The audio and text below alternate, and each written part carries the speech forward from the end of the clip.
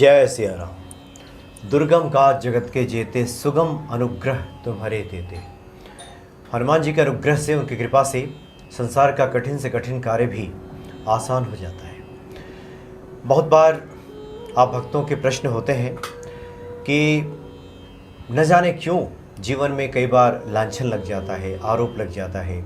आरोप प्रत्यारोप क्यों लग रहा है ये पता भी नहीं चलता, कोई उसका वाजिब कारण ढूंढे नहीं मिलता। कोर्ट कचहरी के चक्कर शुरू हो जाते हैं, यानी कुल मिलाकर के परेशानियां बढ़ जाती हैं। तो ऐसा भला क्यों होता है? क्या इसका संबंध किसी बाह्य कारणों से है? इन सब बातों के बारे में आज बताएंगे आपको ज्योतिषाचार्य चेतना कालरा जी। स्वागत है आपका। जय सिया राम। जय सिया राम। चूँकि व्यक्ति जब मुकदमों के चक्कर में पड़ता है, जब उस पर लांछन लगता है, उसे जब अपमानित होना पड़ता है, तो ये सबसे बड़ा दुख है। बिल्कुल।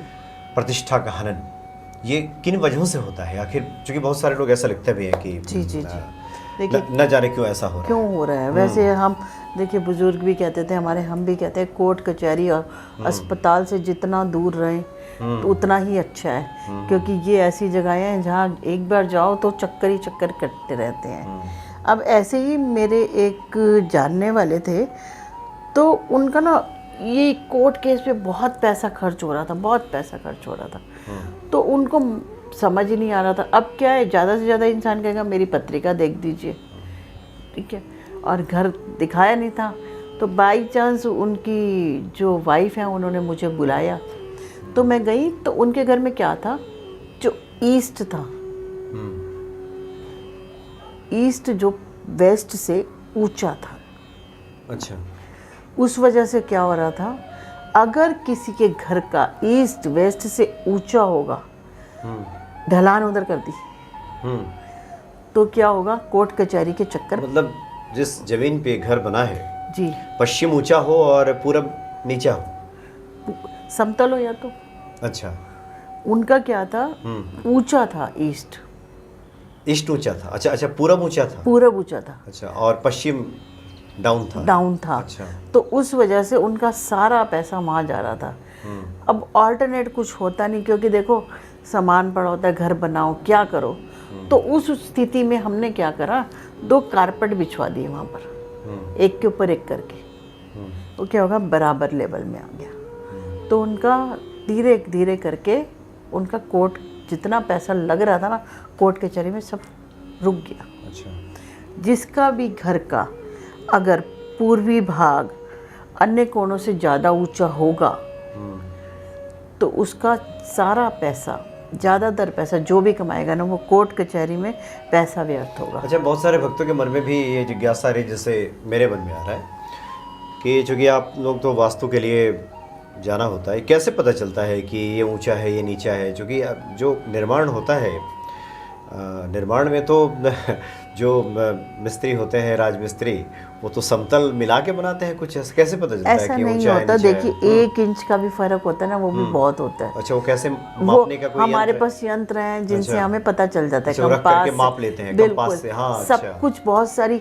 अब एक आदत पड़ गई है आंखों को, कोई घर बुलाता है ना, तो हम ऐसे नहीं जाते कि हम वास्तु वो करने आए, हम मजदूर की तरह जाते हैं। मजदूर की तरह काम करना चाहिए इंसान को, ऐसे कोई अकड़बाजी भी नहीं कि भी क्योंकि नहीं। समझने के लिए हम बता देते हैं आपको, क्योंकि बहुत से लोगों के मन में प्रश्न आता है, लोगों से बातचीत होती है तो लोग बताते हैं कि देखिए, घर जब बनाया जाता है तो उस समय तो सब उसका माप लिया जाता है, तब बनाया जाता है। लेकिन देखिए, बहुत लोगों के बाथरूम में देखिएगा कि जहाँ पे पानी बहने का स्थान है वहाँ ऊंचा हो जाता है, और पानी किसी और कोने में जमा हो जाता है, वहाँ भी तो मापा ही गया है। तो ऐसा ही शायद कहीं हो जाता होगा ना। छोटी छोटी चीज़ें हैं जिनकी वजह से नुकसान होता है। कई बार नहीं नाप पाते, या आपको नहीं दिखता। जो इंसान रोज रहता है उसे कहाँ दिखेगा, और हम लोग तो जब एंट्री करते हैं तो वहीं से देखना शुरू कर देते हैं। तो इस तरह का कोई यंत्र होता है जहाँ आप लोग उसको डाल करके चेक करते हैं? बिल्कुल चेक करते हैं।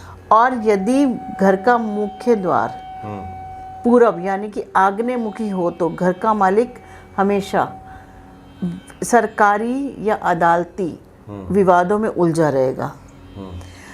और यदि हेड ऑफ द फैमिली का बेडरूम अग्निकोण यानी दक्षिण पूर्व में स्थित है, तो जितना धन आता है उसमें ज़्यादा धन कोर्ट कचहरी में ही चला जाता है, और उसको भय भी लगा रहता है पुलिस का, अच्छा। कोर्ट कचहरी का। तो क्या करना चाहिए, मालिक को हमेशा भवन के दक्षिण पश्चिम भाग में सोना चाहिए। दक्षिण पश्चिम भाग में सोना चाहिए। सोना चाहिए, ऐसे करना चाहिए। दक्षिण पूर्व में नहीं, दक्षिण पश्चिम में सोना चाहिए मालिक को। इससे होगा। अगर घर का मुख्य द्वार उत्तर पश्चिम कोण में होने पर अदालती कार्रवाई होती रहती है, मालिक को आयकर विभाग से दिक्कतें आती हैं, अच्छा, इनकम टैक्स से चक्कर पड़ जाता है। तो उनको क्या अगर करना नॉर्थ चाहिए? वेस्ट में है तो वो क्या करें?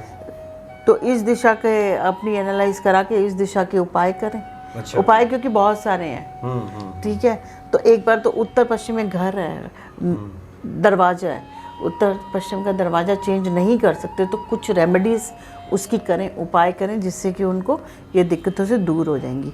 और अगर उत्तर पूर्व कोण पर कोई भी अलमारी, शौचालय, कूड़ा करकट, गंदगी होने पर सरकारी मामलों में उलझन होगी। लीगल मैटर से हमेशा परेशान रहेगा इंसान, लीगल मैटर उसे परेशान करते ही रहेंगे। तो इस बात का भी ध्यान रखें। दक्षिण पश्चिम बड़ा हुआ हो तो, बड़ा हुआ बोलते हैं ऐसे जाके ऐसे हो जाए दक्षिण पश्चिम, तो क्या होता है, शत्रु, अदालत, ऋण संबंधी परेशानियों का सामना करना पड़ता है। ये होता है। वायव्य कोण ईशान कोण की अपेक्षा नीचा हो तो मालिक जीवन भर अदालती कार्यवाही में घिरा रहेगा। और इसके बाद नैत्रीय कोण हमेशा भारी रखना चाहिए। यदि वहाँ खाली स्थान है तो व्यक्ति का धन पुलिस के मामलों में ज़्यादा जाएगा, पुलिस को जाएगा। ये नैऋत्य कोण कहते हैं साउथ वेस्ट को, साउथ वेस्ट। दक्षिण पश्चिम जी, वहाँ क्या करना चाहिए? भारी रखना चाहिए। भारी सामान रखना चाहिए। अच्छा। नहीं तो अगर खाली रहेगा वो स्थान तो पुलिस के मामलों में धन खर्च होता रहेगा उसका। और घर के उत्तर पश्चिम में यदि पानी का पंप, कुआं, नल है तो दुश्मनी, मुकदमे, छल, कपट व धोखे के साथ साथ दैवीय प्रकोप का भी सामना करना पड़ सकता है, जिसको कि आप मानते हैं कभी कभी क्या होता है, किसी पे एकदम से कुछ ऐसी चीज़ें आ जाती हैं, वो अपने आप से बातें करना शुरू कर देगा। या जब हमारे इष्ट देवी, माता या हमारे पितृ नाराज हो जाएंगे तो कुछ प्रकोपों का हमें सामना करना पड़ता है। तो इन सब छोटी छोटी जानकारी जो दी गई है, इन सब छोटी छोटी चीज़ों से करके आप समाधान ले सकते हैं। अच्छा। वीडियो को आप देखिए बार बार और सुनिए कौन सी दिशा में क्या प्रॉब्लम हो, तो उस प्रॉब्लम को ही ठीक कर लीजिए। अगर आप नहीं कराते वास्तु कंसल्टेंसी तो इन चीज़ों को ठीक कर सकते हैं ना। जैसे आपको बोला कि इस जगह को भारी रखना है, इस जगह को हल्का रखना है, इस जगह को ऊंचा रखना है, या उधर कूड़ा करकट नहीं रखना, तो ये काम तो कोई भी कर सकता है। क्योंकि जीवन को सुगम बनाने के लिए इन सब जो प्रारंभिक चीज़ें हैं उसके बारे में इंफॉर्मेशन, जानकारी तो होनी ही चाहिए जी। कि उसमें पूरब उत्तर के कोण में जहाँ पूजा का स्थल है वहाँ पे बाथरूम न बना दीजिए, बिल्कुल, नहीं तो फिर दिक्कत हो सकती है। और वैसे भी देखिए गाँव में जहाँ हमने देखा है कि खपड़ैल का ही मकान भले ही लोगों का होता था, लेकिन वहाँ भी लोग जानते थे कि पूरब में क्या करना है, पश्चिम में क्या करना है, क्या करना है। ऐसा नहीं कि जहाँ मन किया, यहाँ मन कर रहा है यहाँ बना देंगे तो वहाँ बना दिया, तो फिर इससे दिक्कत आ सकती है। हालांकि अब हमने देखा है कि अब नई नई बिल्डिंगें जो बन रही हैं वहाँ पे इस वास्तु का बहुत ही ख्याल रखा जा रहा है, क्योंकि संघर्ष बढ़ा है लोगों के जीवन बढ़ा में, है, समस्याएं बढ़ी हैं, संघर्ष बढ़ा है। देखिए संघर्ष और समस्याएं जब बढ़ती हैं तभी तो समाधान ढूंढा जाता है, और नहीं तो समस्याएं है नहीं, संघर्ष नहीं है, तो फिर कैसा समाधान? तो फिर सब ठीक ही है। ठीक है। वैसे भी हनुमान जी के भक्तों के लिए सब सुगम हो जाता है। भक्ति की उच्चतर अवस्था जैसे जैसे होती जाएगी, बढ़ती जाएगी, सब सुगम होता जाएगा, लेकिन शुरू में तो ये सब चीज़ें करना ही होगा। बिल्कुल। हनुमान जी के भी अगर आप कितने भी बड़े साधक हों तो इस बात से तो इनकार तो कर नहीं सकते कि पूरब की तरफ मुख करके पूजा कीजिए। हनुमान जी की तस्वीर उत्तर के दीवार पे लगा दीजिए तो दक्षिण की तरफ देखेंगे तो वास्तु दोष खत्म हो जाएगा। आप कितने ही बड़े साधक हो, इस बात को तो मानना ही पड़ेगा, स्वीकार करना ही पड़ता है। तो बहुत ही अच्छी आपने जानकारी दी है, और हम चाहेंगे कि इससे संबंधित अन्य भी जानकारी हम समय समय पे लाते रहें वास्तु को लेकर के, कि छोटी मोटी जानकारी। आपने पहले भी एक बार चर्चा की थी, हम रंगों पे बात करेंगे, कौन सा रंग किसको पहनना चाहिए, करना चाहिए, बिल्कुल, इसका कितना असर होता है, क्योंकि हमने देखा है बहुत सारे सफल लोगों का कलर थेरेपी करते हुए। कलर थेरेपी, हाँ, तो इस पर भी हम लोग बात करेंगे। चलिए, बहुत बहुत धन्यवाद आपका। जय सिया राम। जय सिया राम।